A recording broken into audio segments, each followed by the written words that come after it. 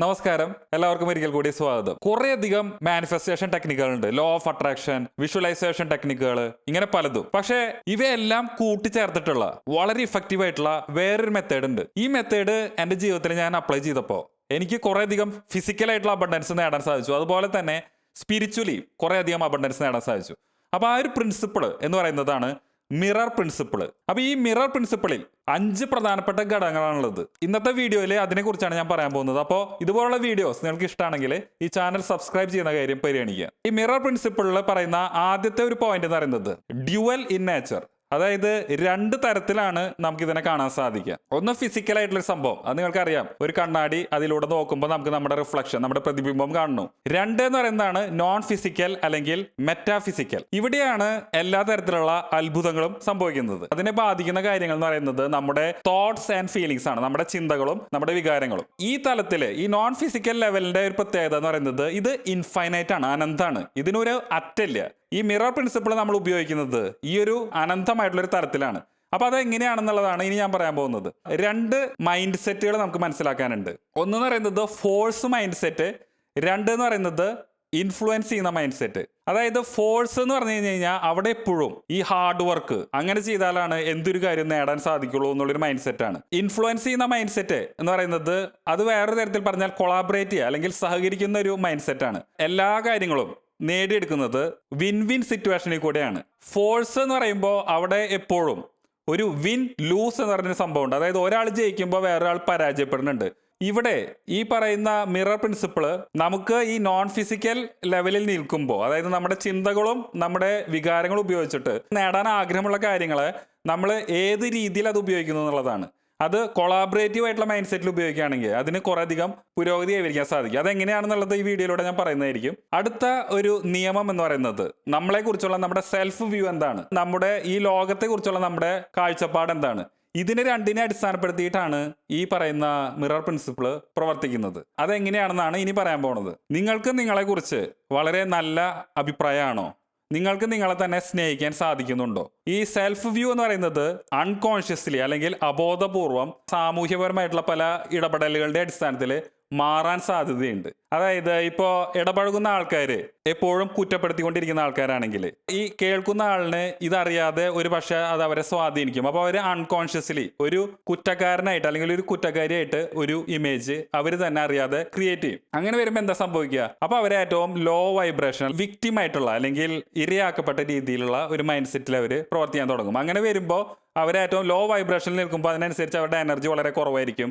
അവർക്ക് അവരുടെ ലൈഫിൽ കുറേയധികം ബുദ്ധിമുട്ടുകളായിരിക്കും അനുഭവപ്പെടുക. ഈ സെൽഫ് വ്യൂവിനെ ഇൻഫ്ലുവൻസ് ചെയ്യുന്ന 2 ഘടകങ്ങൾ, ഒന്ന് സോഷ്യലായിട്ടുള്ള നിങ്ങൾ ഇടപഴകുന്ന വ്യക്തികളുടെ ഇടപെടലായിരിക്കാം, 2 നിങ്ങളുടെ ഉള്ളിൻ്റെ ഉള്ളിലുള്ള ചിന്തകളും വികാരങ്ങളും. ഒരു പക്ഷേ നിങ്ങളുടെ ചിന്തകളിലും വികാരങ്ങളിലും വരുന്നത് നിങ്ങൾക്ക് ഉപകരിക്കാത്ത കാര്യങ്ങളാണെങ്കിൽ അതിനെ മനസ്സിലാക്കിയിട്ട് ആ ഒരു ഡാർക്ക് സൈഡിനെ ലൈറ്റിലേക്ക് അല്ലെങ്കിൽ വെളിച്ചത്തിലേക്ക് കൊണ്ടുവരാൻ സാധിക്കണം. അതായത് എപ്പോഴും ഡാർക്ക്നെസ്സിൽ നിന്ന് തന്നെയാണ് വെളിച്ചത്തിലേക്ക് പോകാൻ സാധിക്കുള്ളൂ. പക്ഷെ ആ വെളിച്ചത്തിലേക്ക് വരണമെങ്കിൽ ആദ്യം ഏതാണ് ഡാർക്ക്, എവിടെയാണ് ഇരുട്ട്, അല്ലെങ്കിൽ എവിടെയാണ് വെളിച്ചക്കുറവെന്ന് നമുക്ക് മനസ്സിലാക്കാൻ സാധിക്കണം. അത് മനസ്സിലായി കഴിഞ്ഞാൽ, അതിനെ അക്സെപ്റ്റ് ചെയ്യാൻ സാധിച്ചു കഴിഞ്ഞാൽ പിന്നെ പതുക്കെ പതുക്കെ നമുക്ക് വെളിച്ചത്തിലേക്ക് വരാൻ എളുപ്പമായിരിക്കും. 2ാമത്തെ ഒരു കാര്യം എന്ന് പറയുന്നതാണ് വേൾഡ് വ്യൂ.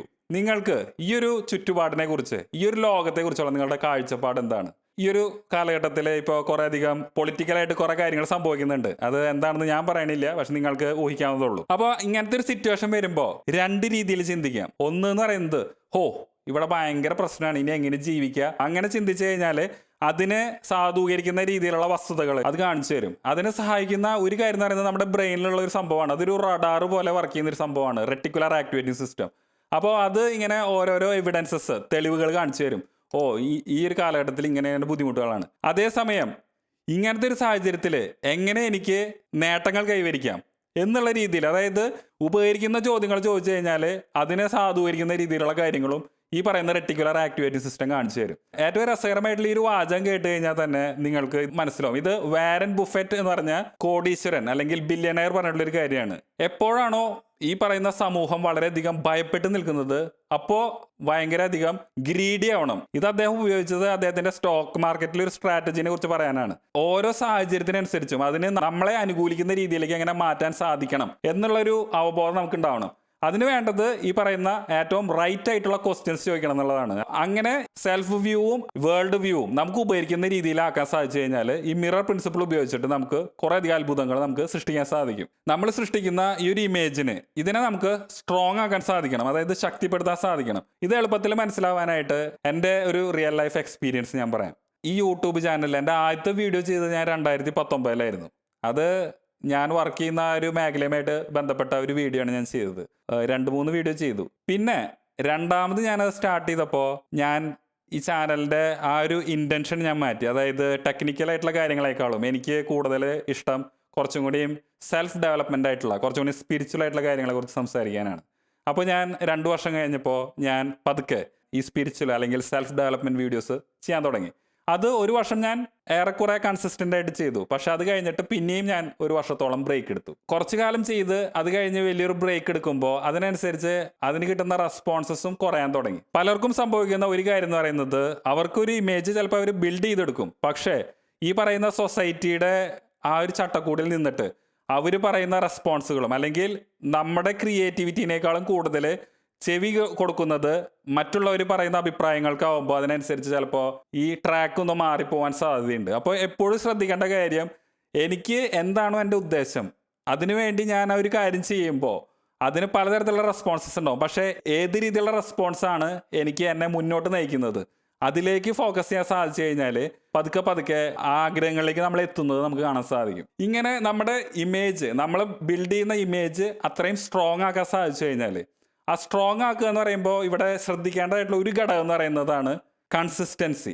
തുടർച്ചയായിട്ട് കണ്ടിന്യൂസ് ആയിട്ട് കൺസിസ്റ്റൻ്റ് ആയിട്ട് നമുക്ക് നമ്മുടെ ഗോൾസ് നമ്മൾ പെർസീവ് ചെയ്യുമ്പോഴാണ് അതിനനുസരിച്ചുള്ള പോസിറ്റീവായിട്ടുള്ള ഒരു റിസൾട്ട് ലഭിക്കുള്ളൂ. ഇനി പറയാൻ പോകുന്ന ഈ ഒരു പോയിന്റ് നിങ്ങൾക്ക് മനസ്സിലായി കഴിഞ്ഞാൽ ഈ മിറർ പ്രിൻസിപ്പിൾ എങ്ങനെയാണ് വർക്ക് ചെയ്യുന്നത് എന്നുള്ളത് നിങ്ങൾക്ക് എളുപ്പത്തിൽ മനസ്സിലാവും. ചെറിയൊരു വൈകല് നമ്മുടെ മാനിഫെസ്റ്റേഷൻ നടക്കുന്നതിന് ഉണ്ടാവാൻ സാധ്യതയുണ്ട്. അപ്പോൾ ഇതിനെ പറയുന്ന പേരാണ് ഡിലേ പ്രിൻസിപ്പിൾ. എന്തൊരു കാര്യവും നമുക്ക് ആഗ്രഹിക്കുമ്പോൾ അതിൻ്റെ കോംപ്ലക്സിറ്റി അല്ലെങ്കിൽ അതിൻ്റെ ആ ഒരു സങ്കീർണതയുടെ അടിസ്ഥാനത്തിൽ അതിന് സമയം കൂടുതലോ കുറവാകും. കോംപ്ലക്സിറ്റി കുറവാണെങ്കിൽ അതിനനുസരിച്ച് പെട്ടെന്ന് നമുക്കത് മാനിഫെസ്റ്റ് ചെയ്യും. ഇവിടെ ഏറ്റവും അധികം ശ്രദ്ധിക്കേണ്ട കാര്യം എന്ന് പറയുന്നത് ഈ ഒരു ഡിലേ വരുമ്പോൾ പൊതുവെ സംഭവിക്കുന്ന ഒരു കാര്യം എന്ന് പറയുന്നത്, അതായത് ഞാനിപ്പോൾ മാനിഫെസ്റ്റേഷന് വേണ്ടി കുറേ എഫേർട്ട് എടുത്തു, അതിനുവേണ്ടി ഞാൻ കുറേ കാര്യങ്ങൾ ചെയ്തു, അതിൻ്റെ ഭാഗമായി എൻ്റെ ഡെയിലി റൊട്ടീൻസ് ഞാൻ മാറ്റി, കാലത്ത് വളരെ നേരത്തെ എണീക്കുന്നു, മെഡിറ്റേഷൻ ചെയ്യുന്നു, പല പല കാര്യങ്ങൾ ചെയ്യുന്നു. അതിൻ്റെ ഒരു റിസൾട്ട് എനിക്ക് കിട്ടി. പക്ഷേ റിസൾട്ട് കിട്ടുന്നത് എപ്പോഴാണെന്ന് വെച്ച് കഴിഞ്ഞാൽ മേ ബി ഞാനൊരു ജസ്റ്റ് നിങ്ങൾക്ക് മനസ്സിലാവാൻ വേണ്ടിയിട്ട് ഒരു എക്സാമ്പിളായിട്ട് പറയാണ്. എനിക്ക് ആ റിസൾട്ട് കിട്ടിയത് ഒരു 6 മാസത്തിന് ശേഷമാണ്. ഓക്കെ, അപ്പോൾ ഞാനിപ്പോൾ ട്രൈ ചെയ്തതിൻ്റെ റിസൾട്ട് എനിക്ക് കിട്ടിയത് 6 മാസം കഴിഞ്ഞിട്ടാണ്. ഇനി ഈ 6 മാസത്തിൽ എൻ്റെ ഡെയിലി റൊട്ടീൻസ് ഞാൻ മാറ്റിയിട്ട് ലേസി ആയിട്ടുള്ള മടിയനായിട്ടുള്ള രീതിയിലേക്ക് മാറിക്കഴിഞ്ഞാൽ ആ സമയത്താണ് എനിക്ക് ഈ 6 മാസം മുമ്പ് ചെയ്തതിൻ്റെ റിസൾട്ട് കിട്ടുന്നത്. ഇനി ലേസിയായി മടിയനായി ജീവിക്കുന്നതിൻ്റെ റിസൾട്ട് ചിലപ്പോൾ ഇനി ഒരു വേറൊരു 6 മാസം കഴിയുമ്പോൾ കിട്ടും. അപ്പോൾ ഇതെന്ന് പറയുന്നത് എപ്പോഴും ഒരു അപ്പ് ആൻഡ് ഡൗൺ ആയിട്ട് നിൽക്കും. പക്ഷെ ഇവിടെ ശ്രദ്ധിക്കേണ്ട കാര്യം എന്ന് പറയുന്നത് നമ്മൾ പെർസിസ്റ്റൻ്റ് ആയിട്ട്, അതായത് എന്ത് പോസിറ്റീവായിട്ടുള്ളൊരു കാര്യം ചെയ്തിട്ട് മാറ്റം വരുത്തിയപ്പോഴാണോ അബണ്ടൻസ് ഫീൽ ചെയ്യാൻ സാധിച്ചത്, അത് നമുക്ക് പെർസിസ്റ്റ് ചെയ്യാൻ, അതിൽ ഉറച്ചു നിൽക്കാൻ സാധിക്കണം. ഏറ്റവും ഇൻട്രസ്റ്റിംഗ് ആയിട്ടുള്ള 5ാമത്തെ ഒരു പോയിന്റാണ് ഇത് പറയാൻ പോകുന്നത്. ഒരു സാധാരണക്കാരനെയും ഒരു ധനികൻ അല്ലെങ്കിൽ വലിയൊരു ബിഗ് ഷോട്ട് ഇവരെയും തമ്മിൽ വ്യത്യാസപ്പെടുത്തുന്ന ഒരു കാര്യമാണ് പറയാൻ പോകുന്നത്. ഇതിനെ പറയുന്ന പേരാണ് മിറർ സൈക്കിൾ. അതായത് സാധാരണക്കാരനാണെങ്കിലും ധനികൻ ആണെങ്കിലും ഇവർ രണ്ടുപേരും ഈ ഒരു സൈക്കിൾ തന്നെയാണ് ഉപയോഗിക്കുന്നത്. പക്ഷെ ആ സൈക്കിളിൽ അവർ ഏത് ഭാഗത്ത് ജോയിൻ ചെയ്യണോ അല്ലെങ്കിൽ എവിടെ നിന്നാണ് അവർ സ്റ്റാർട്ട് ചെയ്യണമെന്നതിൻ്റെ അടിസ്ഥാനത്തിലാണ് അവരുടെ റിയാലിറ്റി മാറുന്നത്. അതെന്താണെന്നാണ് ഞാൻ പറയാൻ പോണത്. അപ്പോൾ ഈ ഒരു സൈക്കിൾ ഇങ്ങനെയാണ് പ്രവർത്തിക്കുക. ഇതിന് 3 ഘടകങ്ങളാണുള്ളത്. 1 ഒബ്സർവേഷൻ, അതായത് നിരീക്ഷണം. 2 എന്ന് പറയുന്നത് ഇമേജ്, നമ്മൾ നമ്മുടെ ഇന്നർ വേൾഡിൽ കൊടുത്തിട്ടുള്ള ഇമേജ്, നമ്മൾ എന്താണോ സൃഷ്ടിക്കുകയാണെന്നുള്ള ഇമേജ്. 3ാമത്തെന്ന് പറയുന്നത് റിഫ്ലക്ഷൻ അല്ലെങ്കിൽ പ്രതിഫലനം. ഈ സാധാരണക്കാർ ഈ സൈക്കിൾ സ്റ്റാർട്ട് ചെയ്യുന്ന ആദ്യത്തെ പോയിന്റ് എന്ന് പറയുന്നത് ഒബ്സർവേഷൻ ആയിരിക്കും, അതായത് നിരീക്ഷിക്കുക. അതായത് അവരുടെ കറണ്ട് റിയാലിറ്റിനെ കുറിച്ച് അവർ ഒബ്സർവ് ചെയ്യും. വളരെ റിയാക്റ്റീവ് ആയിട്ടുള്ള മോഡിൽ ഇവർ പോയിക്കൊണ്ടിരിക്കും. അതായത് ഇവരെ നിയന്ത്രിക്കുന്നത് എന്ന് പറയുന്നത് ഇവർക്ക് ചുറ്റുള്ള ഈ ഒരു ലോകമായിരിക്കും. അങ്ങനെ ഒരു റിയാക്റ്റീവ് മോഡിലേക്ക് വരുമ്പോൾ അവർ ഒബ്സർവ് ചെയ്യുന്നത് അതാവുമ്പോൾ അവരുടെ ഇമേജിൽ കാണുന്നത് അതിനനുസരിച്ചുള്ളൊരു ഇമേജാണ്, അല്ലേ? അപ്പോൾ എന്താ സംഭവിക്കുക? ആ ഒരു ഇമേജ് എന്ന് പറയുന്നത് എന്തായിരിക്കും? ഭയങ്കര ബുദ്ധിമുട്ടാണ് ഈ ലോകത്ത് ജീവിക്കാൻ, ഭയങ്കര കഷ്ടപ്പാടാണ് എന്നുള്ള രീതിയിൽ ചിന്തിക്കാൻ തുടങ്ങി കഴിഞ്ഞാൽ അതാണ് അവരുടെ ഇമേജ്. അപ്പോൾ ഇവിടെ റിഫ്ലക്റ്റ് ചെയ്യുന്നത് എന്തായിരിക്കും? പ്രതിഫലിക്കുന്നത് എന്തായിരിക്കും? അതിന് കറസ്പോണ്ടിങ് ആയിട്ടുള്ള, അതിന് സാധൂകരിക്കുന്ന രീതിയിലുള്ള തെളിവുകൾ കാണിച്ചു തരാം. അത് ചെയ്യുന്നത് എന്താ? അത് നമ്മുടെ റെറ്റിക്കുലർ ആക്ടിവേറ്റിംഗ് സിസ്റ്റം ആയിരിക്കും. അപ്പോൾ അതിന് വേണ്ടിയിട്ടുള്ള ചില ചെറിയ കൺഫർമേഷൻസ്, ഇതേ ഇങ്ങനെയാണ്, നീയെ ഇങ്ങനെയാണ്, അത് കാരണം കൊണ്ട് ഇതുപോലുള്ള റിയാലിറ്റിയാണ് നിനക്ക് വരണതെന്ന് പ്രൂവ് ചെയ്യുന്ന തരത്തിലുള്ള പല സംഭവങ്ങളും കാണിച്ചു തരും. ഇനി ഈ ധനികൻ അല്ലെങ്കിൽ ഈ ബിഗ് ഷോട്ട്, ഇവര് ഈ ഒരു സൈക്കിളിൽ എവിടെ നിന്നാണ് സ്റ്റാർട്ട് ചെയ്യാൻ നിങ്ങൾക്കറിയോ? ഇവർ സ്റ്റാർട്ട് ചെയ്യുന്നത് ഇമേജിൽ നിന്നാണ്, ഒബ്സർവേഷനിൽ നിന്നല്ല. എന്താണ് ഇമേജിന്റെ പ്രത്യേകത? വലിയൊരു ബില്യനെയർ ആവണം എന്നുള്ളൊരു ഇമേജ് ബിൽഡ് ചെയ്തെടുത്തു. അവിടെ നിന്നാണ് അയാൾ സ്റ്റാർട്ട് ചെയ്യുന്നത്. അപ്പോൾ എന്താ സംഭവിക്കുക? അയാൾ അതിനനുസരിച്ചുള്ള പല കാര്യങ്ങളും അയാൾ പതുക്കെ അതിൻ്റെ ചെറിയ റിഫ്ലക്ഷൻസ് തുടക്കത്തിൽ കാണും. ഇപ്പം എൻ്റെ കാര്യത്തിലാണെങ്കിൽ എനിക്ക് കുറേ അധികം ആളുകൾക്ക് ഉപകരിക്കുന്ന വീഡിയോ ചെയ്യുന്ന ഒരാളായിരിക്കണം. അപ്പോൾ ഞാൻ ആ ഒരു ഇമേജ് ആദ്യം ബിൽഡ് ചെയ്തിട്ട് പിന്നെ ഞാൻ ആ ഒരു ഇമേജ് ഫോക്കസ് ചെയ്യുമ്പോൾ അതിൻ്റെതായ ചെറിയ റിഫ്ലക്ഷൻസ്, പ്രതിഫലനങ്ങൾ എനിക്ക് കാണാൻ സാധിക്കും. അതെന്തായിരിക്കും? കുറച്ച് വീഡിയോസ് ആളുകൾക്ക് ഉപകരിക്കുന്നു എന്നുള്ള രീതിയിൽ കമൻസ് കിട്ടി. അപ്പോൾ ഈ ഫീഡ്ബാക്കുകൾ കാണുമ്പോൾ ഞാൻ പിന്നെ ഫോക്കസ് ചെയ്യുക ഈ പറയുന്ന കമൻറ്റുകളിലേക്കാണ്. അപ്പോൾ ഓട്ടോമാറ്റിക്കലി എന്താ സംഭവിക്കുക? എൻ്റെ കൺഫർമേഷൻസ് സ്ട്രോങ് ആയി തുടങ്ങി. ഞാൻ ബിൽഡ് ചെയ്യുന്ന ഇമേജ് കുറേ കൂടി സ്ട്രോങ് ആയി തുടങ്ങി. അപ്പോൾ എൻ്റെ ഒബ്സർവേഷൻ അതിലേക്ക് മാറും. അപ്പോൾ എന്താ സംഭവിക്കുക? അതിനനുസരിച്ച് എൻ്റെ ഇമേജ് വീണ്ടും സ്ട്രോങ് ആയി. അപ്പോൾ ഇവിടെ ഈ വലിയ ചേഞ്ചസ് ലൈഫിൽ മാറ്റുന്ന ആളുകൾ ചെയ്യുന്ന ഒരു കാര്യം എന്ന് പറയുന്നത്, അവർ ഒബ്സർവറുടെ ഭാഗത്ത് നിന്നിട്ടല്ല സൈക്കിൾ സ്റ്റാർട്ട് ചെയ്യുന്നത്. അവർ സ്റ്റാർട്ട് ചെയ്യുന്നത് ഇമേജ് എന്താണോ അവർക്ക് ജീവിതത്തിൽ കാണിക്കാൻ ആഗ്രഹമുള്ള ആ ഒരു ഇമേജ്, ആ ഒരു രൂപം, അതിൽ നിന്ന് അവർ സ്റ്റാർട്ട് ചെയ്തിട്ട് അവിടെ നിന്ന് അതിനനുസരിച്ചുള്ള റിഫ്ലക്ഷൻസ് അവരുടെ ലൈഫിൽ അവർ എടുക്കുന്നു. ആ റിഫ്ലക്ഷൻസ് എങ്ങനെയാണ് വരുന്നത്? അതിനെ സഹായിക്കുന്നത്, അതിനെ സാധൂകരിക്കുന്ന ചെറിയ എവിഡൻസസ്, വസ്തുതകളായിരിക്കും. അപ്പോൾ അതല്ലാത്ത വസ്തുതകളുണ്ടാവും, പക്ഷെ അവർ ഫോക്കസ് ചെയ്യുക അതിലേക്ക് മാത്രമായിരിക്കും. ഇപ്പോൾ വലിയ ബില്യനേഴ്സിനെ നോക്കിക്കഴിഞ്ഞാൽ, ഇപ്പോൾ ഇലാൻ മസ്ക് അല്ലെങ്കിൽ ജെഫ് ബെസോസ്, ഇവരൊക്കെ എങ്ങനെയാണ് ഇത്രയധികം സാമ്പത്തികമായിട്ട് കാര്യങ്ങൾ നേടുന്നത്?